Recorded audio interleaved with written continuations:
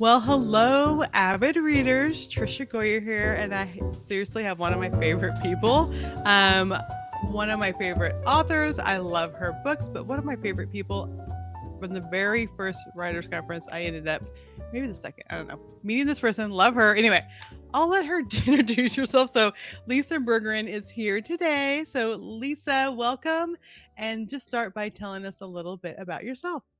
Okay. Hey, I'm glad to be with you guys. I'm Lisa Bergren, and I'm the author of 70 something titles, not nearly as many as Trisha Goyer, but making my way. Yes. And I live in Colorado Springs, Colorado. I have three big kids who are gradually flying the nest, and one grandchild Who who is just so turned 7 months. adorable. We're So in love, adorable. just like every other grandparent. It's so Yes. fun. Yeah, I love it so much. Okay, I have read so many different books. We have medieval books that I've read of yours. The Captain's Bride. I love all the piratey type books. We've had contemporary books. The first books that I read for you were the Palisade series, those romances. I could still probably tell you some of the storylines. I remember all these books. Um, but I will say that this series that we're going to be talking about tonight kind of has like boomed with especially younger readers. And I remember my daughters going to my shelf when we adopted our teen daughters, pulled that off, and then they were consumed. Like they just kept rereading the different that series over and over again, the Yeah. River of Time series. I'm like, hey, there's these other books. Why don't you try these? And they just keep they love them. So I'm Yay. like, okay. I've listened to them on audio and I can see why. There is um time travel. We're going back to Italy in is it medieval times? Is that what you would call that? Or is it Yes. pre-medieval? Like what is it? It's like a long time It's ago. medieval, it's pre-Renaissance, though. Most people Pre-Renaissance. think That's Renaissance and it's before then. yeah. But there's sword fights and there's people getting hurt and there's spies and I mean there's just so many different things. So let's first talk about in general the series and then we're going to talk about Riptide, which is the brand new releases tomorrow book. And look at Yes. that. Look at that. Isn't it pretty? It's so pretty. Yeah. All right. So just tell us about the series in general Sure. for people that are unfamiliar with it. So it all began with the River of Time series, which you're talking about with your teenagers. And I Hmm. wrote that series, which started with Waterfall Hmm.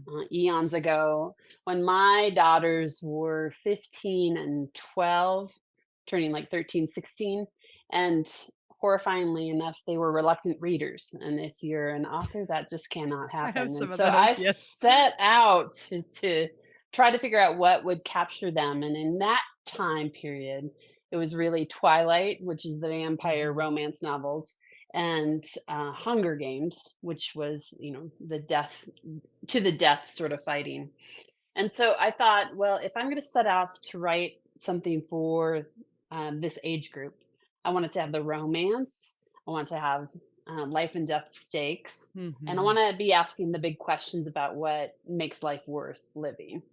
And so that started River of Time, which ended up just doing crazy well. And it's so fun, Trisha, because now, years later, I've come back to write Oceans of Time, which is the spin Mhm. off series. It begins with Estuary. And the idea is that I'm revisiting those same characters, but about 15, 20 years later, and introducing their kids and their new love interests. And so you kind of see those characters we fell in love with River of Time, but now they're adults and more kind of the mentor characters. And we get to know brand new characters. And there's the daughter of Luca and Leah is Tiliani, and then there are two new Betterini time travelers, and the Betterinis just have some ability that if two siblings put their hands on these handprints in an Etruscan tomb in Tuscany, they're catapulted back in time. So that's my vehicle to get them back in time. And I'm just having a really good time with this new round of characters and being in Italy again, at least in my head. Yeah, and I love so the first series, you have 2 sisters that end up going back in time, and this one, you have a sister and a brother, which I Right. think was unique, and then so there is that romance, and so there's multiple romances because you have the siblings, Yeah. then you have and I didn't realize, like, they were, like, 2 miles apart were these other, like, Yeah. we're Castils, or what do we say? Costello's. Costellos, that's what it is. Yeah. And so it's like you're learning medieval history, you're learning about times, like, even in one of the last books, someone had an asthma attack, and you're like, that would have been a life and death thing back then, so Yeah. I feel like you're learning about history, but it's also exciting. There's sword fights, there's maidens in distress, there's these women and men that rise to the challenge. There's so many elements, which I could see exactly why my teen daughters were like, "Oh, I love these books," and Yeah. they're so excited about the new books in this series. So, Yeah. yeah, so let's talk about the Oceans of Time. So Okay. we start with Estuary, and we have the cousin, no, the siblings that are going back, they're twins that are going back.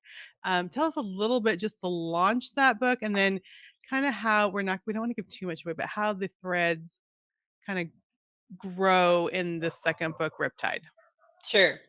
So in Estuary, it is two new Betterinis, as I said, Domenico and Luciana, and they're twins, seniors in college. And so this is not YA. I call it new adult, but new adult in the general market sounds like it has a lot of sex. This doesn't have a Mhm, lot of sex in it. It has mhm, some steam, but it doesn't have any sex. Um, and these two go back in time, and their goal is to find what happened to their disappeared relatives. And mhm. so, Domenico especially really is convinced. He's totally buying into the conspiracy theory that they actually are time travelers, and Luciana thinks he's just silly, but goes along for the ride, and then really goes along for the ride. They go. They spin back in, yeah. And what I think is interesting about those two characters is they're really young adults who are longing for family. Mhm, And mhm, you, especially Trisha, we would know how sometimes you find your closest family with people who aren't biologically related to you, that they can become as close, if not closer, than anybody in your bloodline. And so, for them to discover what it is to not only live in an active family, but like an extended active family, mhm. is really mind blowing. So, in the beginning of Estuary, you see them part of their biological family, but really feeling separate. And their mom has died, their dad is distant. And so, what they're discovering in Italy is something that I think each of us craves, is that sense of homecoming. And like, this is what I most crave. And this is what's going to give me my most solid sense of identity and security and foundation. And yet they're in medieval Italy, so they're totally in the wrong time. So they have a lot to unravel and figure out, which takes 3 books. So Yeah, yeah, yeah, yes. I'm in the midst of writing the 3rd book, and it's kinda coming together, but there's a lot of big stuff happening. Well, I'm sure because you put all these threads in book 1 that are playing out in book 2, but you're gonna have to wrap them up in book 3. I Right. mean, that's a lot. It is a And there's lot. multiple point of views because you have the characters from the first series are now showing up here, like you talked about, their mentor characters, but they Yep, also have storylines, yep, not like as much as the younger characters, but there are these storylines. They're there, there's present. You have multiple romances, you have danger, they're trying to solve a crime that happened. I'm trying to say yeah. stuff that doesn't Yeah, give away too much. without giving away. Yeah, A crime that happened in the first book, they're still trying to solve that in the second book. But also what I love is that you tie the faith element in. And so in medieval Italy, that was a natural part of their everyday life yep, where these characters were not raised with a strong faith element, like going right, to church every week and everything. So I love how they're asking, like, people from medieval Italy are just expecting them to, like, seek God and know these things and be able to talk right. to their priest or whatever, and they're learning. So I love how as your characters are discovering more about God, the reader very naturally can kinda explore their own questions and thoughts. So did you do that purposely so they have a lot of questions so that the reader doesn't feel like, "Oh, I can't relate to any of this?" Yeah, that's a great question. So, and it's multi-layered. I started with Waterfall with 2 kids who really weren't. in the Mhm. church at all. I call them creasters. They came Mhm. Christmas and Easter because they were Yeah. dragged along by Yeah. their grandmother or Mhm. whomever. Mhm. And in Oceans of Time, these kids are pretty similar. Yeah. They had some faith background, but not very deep. And I think that's just most of Mhm. society these days. So for me, I loved hearing from teenagers with River of Time to say, I never ever really thought about my faith or what I thought about God until I read your books. I'm like, yes, that's so cool. And, I kept it so subtle because I really wanted Mhm. my girls to be able to give it to anybody in their public school. So it's very subtle. It grows over 5 books for obvious reasons, but hopefully that's natural. And in the same way, in Estuary and now Riptide and now Fathoms, my third book, when you face something big in life, whether it's illness or death or threat, um, or a massive change in your surroundings or your career or whatever, those are just natural times that we kind of look to God and go, what is happening?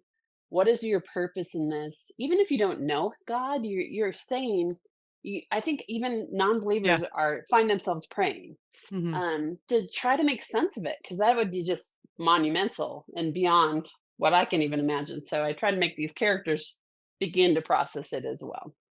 Yeah, so good, and they're very relatable.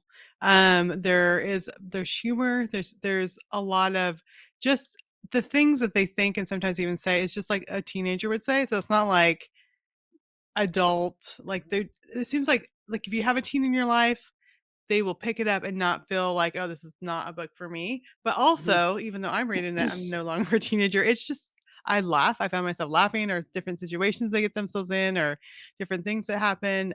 It's very like I could totally see a young person if they get sent back to medieval Italy would be dealing with whatever types of things. So, I might be doing the um same thing at 57. yeah, exactly. I love it. Okay, so let's talk about Italy a little bit, because I Okay. know you've been there multiple times. Why Yep. Italy? I mean, why not? But tell us. I wanna hear from your heart, Italy.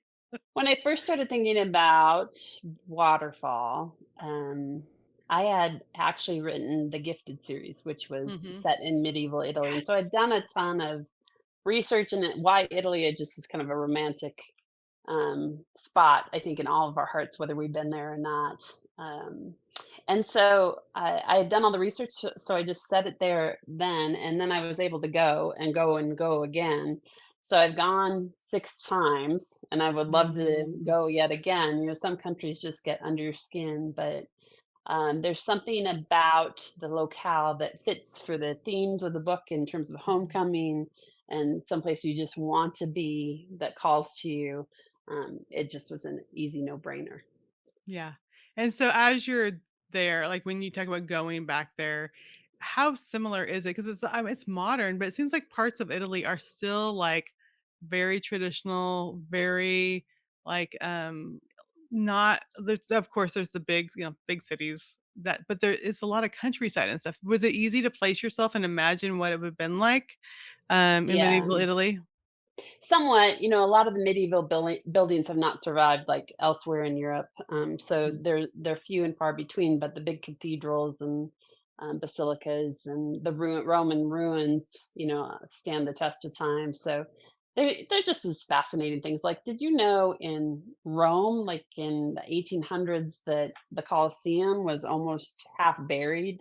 I mean, most things were not out and about because it was a city that was really abandoned in a lot of ways between all the wars. So um, it's fascinating to go back and think. And what's great about medieval history is that there's just not a lot known. So I can Mhm. make up a great deal and not get hammered by historians because Yeah, they yeah. know more. Even the experts tend to argue or disagree. So I just read this way in this book and this book, but I guess I get to make my best call. And they're still discovering stuff in Europe all the time, Right. Right. which is so fun. When we were in the Czech Republic, we went to a museum, and he was showing all the stuff that had been recently discovered around the Czech Republic. And I'm like, "How come we don't hear this in the news that you're continually discovering stuff?" Because then you'd have all the treasure hunters out. looking for stuff, and so they Oh, can't yeah. even so they showed us different coins they found in different areas that they were excavating and stuff, and it's like, "Oh, that makes sense. Because if you say, like, "Look at this amazing discovery," then it's gonna be crowded with people trying to get That their makes piece of it. sense. So, Yeah, yeah, that's and the one thing that I found out in your book is the Etruscan tombs, which is part yeah. like, that was ancient history to medieval. So talk a little bit about that because I think sometimes we just get like, it's hard to figure out the timeline of things. Sure. So the Etruscans actually predated the Romans, and so they Mhm. were the first civilization in this area. And I started thinking about Etruscans because I was on some airplane reading the airplane magazine, and they were talking about a farmer who was just digging in his field one day, and like you're talking about the Czech Republic, he opens it up, and it's this whole beautiful Etruscan tomb with amazing frescoes. Mm, And I just kept thinking about that and thinking about that, like how amazing it is that there's still treasures like that that haven't been discovered yet. So I made the girls' mother an archaeologist, and her specialty is Etruscan history. So she's on the hunt, and that's how they end up at this tomb. But so in Italy, you can go to all kinds of sites and still see Etruscan history and the relics everywhere. I mean, everywhere throughout Tuscany, a lot. yeah, I love it. Okay. So, and then the tomb part is where the time travel happens with these Yeah. handprints. They're like, oh, look at our hands fit in these handprints. And suddenly everything grows warm and the room starts spinning and the flashing of lights and all this stuff. So, but the cool thing that you do is that because they have no idea at first, like, why do we travel through time? But it's as it like the way it unfolds is like God has a plan for this. Like, God can do anything and somehow he has a plan for this too. hmm Was it hard like cuz this is, faith your novels are faith-based without too much faith but also enough to get people thinking.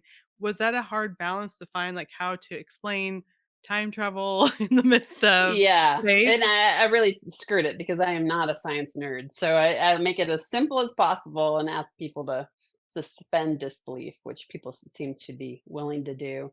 The trick, as you know, as a fellow author, always when you're incorporating God, is you don't want God just to make everything work Mhm. perfectly, because he's still dealing with human beings who are imperfect. And so the wrestling really is more like them trying to figure out what is right and what God might intend for them, Mhm. rather than God swooping in and making something happen. I mean, they endure some really hard things. One of my beta readers is like, "Good grief, what else could happen to these people?" And Yeah, I'm like, especially "I when know."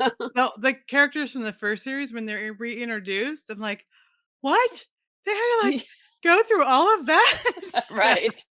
Yeah, I mean, it was but a harsh time. it was very typical, like, Yeah, all the losses, all the illnesses, I won't go into much, like, trying not to right, give too much, but right. that was a hard time in history, which just makes us realize, like, a part of it's like, "I'm so glad I live now." Like, to not have to Yes. deal Well, it's with amazing, that. like, even, like, an infected tooth or cut could bring you down, I mean, really kill you. You could become septic really fast and die in a day or Yeah, 2. So, we're very thankful to live in yeah, today's age. but yet human nature's the same. Right. Relationships are the same, family Yeah. it's the same, and that like, bringing it back to the characters, the twins in this book, that sense of family that they find here, they not only find it in, I guess, distant relatives, but they find it in a different time in history, so it's the Yeah. battle of where do we belong? Yeah. Yes, there's the conveniences that we know of modern day, but Yeah. the sense of family, and I can't wait to see. I'm just beginning. I'm probably like 5 or 6 chapters in of Riptides. I can't wait to see where this is going, and then Mhm. you have to finish that book so we can see how the That's series right. is gonna end. That's Yeah, right. I I love think it. one of the interesting parts about writing in medieval times too is that because the life Expect expectation, uh-huh. is that the word? Expectancy. Thank you. Was only like 45 or I 50. know. So, they had to condense a lot of life in a short amount of time. I think one of the things that make us a bit lackadaisical in this day and era is that we think, "Oh, we have time. We can do that tomorrow. We can do that next year." And they were like No, no, we gotta get to it because we don't know if we're gonna be here tomorrow. I mean, they had to have had, after living in medieval characters' minds, I just am convinced that they had to be more aware of how Mhm. precious life is and how important it is to make the most of every moment than we are today. So it's a great Yeah. reminder for me as a reader and a writer. Yeah. And even things like marrying so that you can become allies. It's the face I Yeah, mean, there's so many things that we just like, "Oh, he's cute." I don't know. They right. they had to think of things differently back then, Yep. because that was how you survived by becoming allies with the neighboring people, and yeah, and so all these things that may come into play with romances, we'll see, I don't know.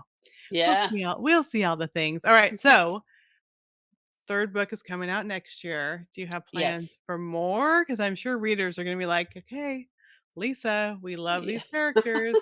Just keep writing about them forever."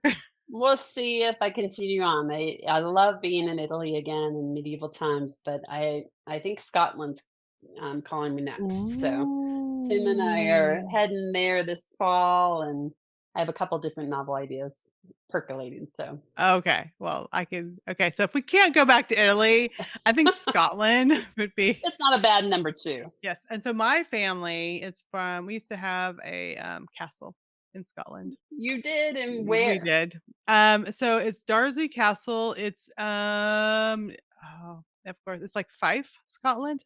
Okay, Fife, right near Scotland. Edinburgh. Yes, Edinburgh. Okay. yes. I was on a virtual tour, during COVID with a lady, and I mentioned, like, "Oh, we had a castle in Fife and Darsley Castle." She's like, "Ah, I've been to events there. I've led tours there." And How cool is I that? mentioned the family, and she's like, "Oh, you have lakes named after your family?" And all these things, so yes, Wow. that's why my kids have some red in their hair is those those Scottish roots. There My you son go. especially just has a very red beard if he grows it out, yeah. It's so fun, and it's just so fascinating. I mean, in a way, the world is so small that we could say, like, "Yeah, I'm gonna go to Scotland and write about Scotland." But then again, I haven't been to Scotland, I haven't been to Italy, but I could read your books, and I could feel like I've been there, and And I the love internet is amazing in terms of making you feel like you've been yeah. there. And you mentioned the Gifted series because that was an excellent series too, and I think I've Thank you. interviewed that before about that Mhm. series. So if you read the Rivers of Time series, and then you read the Oceans of Time series, and again, gonna have to wait till next year for book 3. If you Yeah, love that, then definitely check out the Gifted series, which is the spiritual gifts in yeah, medieval Italy. And yeah. these characters will rise up in unexpected places and come together. It's almost like an Ocean's 11 type of I don't know, That's a great way to describe it. all coming together to fight the spiritual things that are Yeah, happening it's during that way time. more God forward. That series is, Yeah, it is. some of my books are very subtle on that front, and some are very forward, and that's a very spiritually forward book Very and series. makes you, like, illuminated scripture and, like, so many things I felt like I was learning in that series, and then we went to the Museum of the Bible, and I got to see illuminated Bibles that were there. I'm like, Yeah, this is amazing, fun. and I know what these are because of Lisa's books.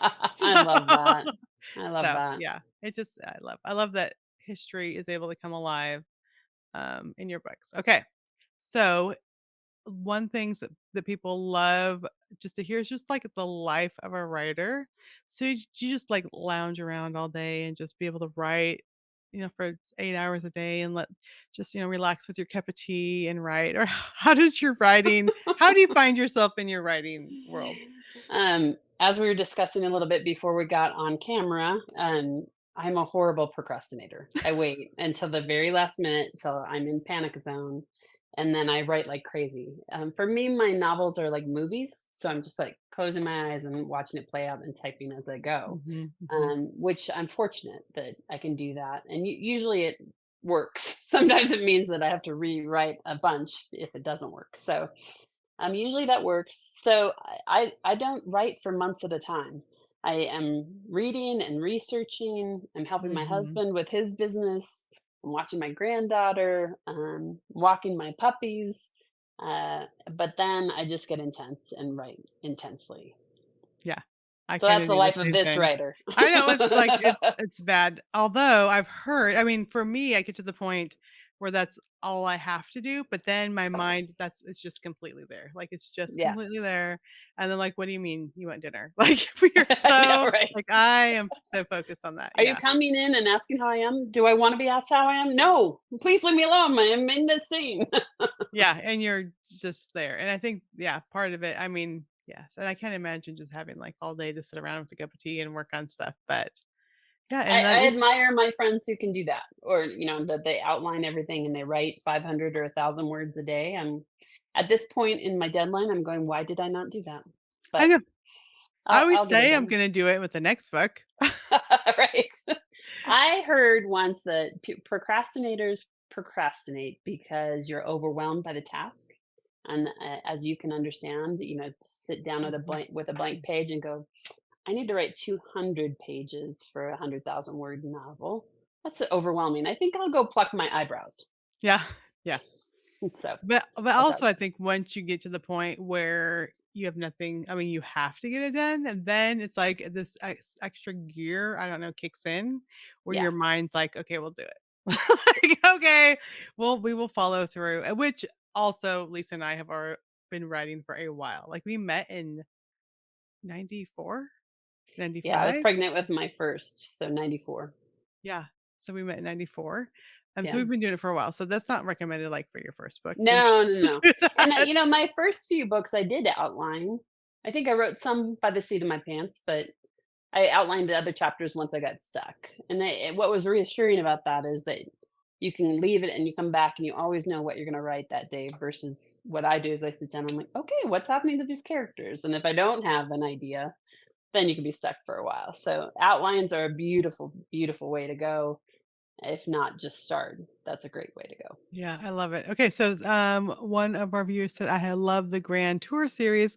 Listen on audio. I'll have to check out the other series." Okay, since they brought it up, tell us about the Grand Tour series because I have not read those books, which is Okay. surprising because I've read most of Lisa's stuff. Grand Tour starts with Glamorous Illusions, and it starts in our beloved Montana. Mm, And it begins with a young woman who finds out that she is actually the illegitimate daughter of a railroad baron. And so he basically takes her in order to take her on the grand tour of Europe because at that time people with mm, money just sent their adult children away for 6 months or a year to just see all the of antiquities and learn history and meet their relatives in France and Spain or wherever else they were going.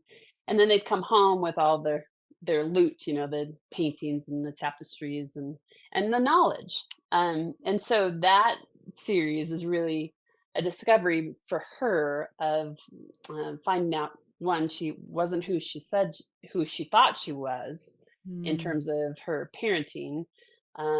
But then she comes to really find out who she truly is, which is God's daughter, and that's the most important identity she could have.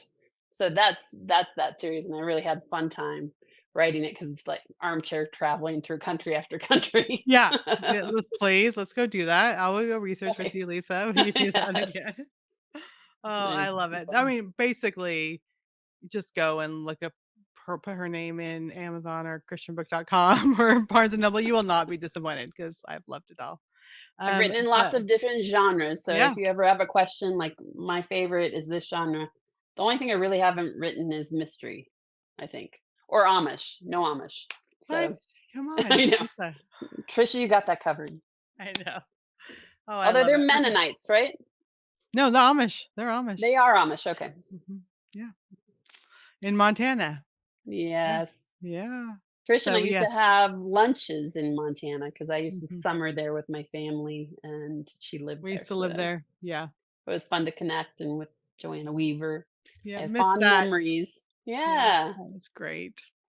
All right, Lisa, all the things we covered, I think we got it. They have to go read these books. They're excellent. So where can they go find more information about Riptide and Estuary, Estuary and all Riptide. the all the books. You can come to my website, lisabergren.com, or you can, as she said, Google me, or you can shoot me an email. My email address is ltbergren@gmail.com. I love hearing from readers, especially via email. And I love that people take the time to read my books. I'm super, super grateful. Yeah. Well, thank you for being here today. Thanks for having me on, Trish.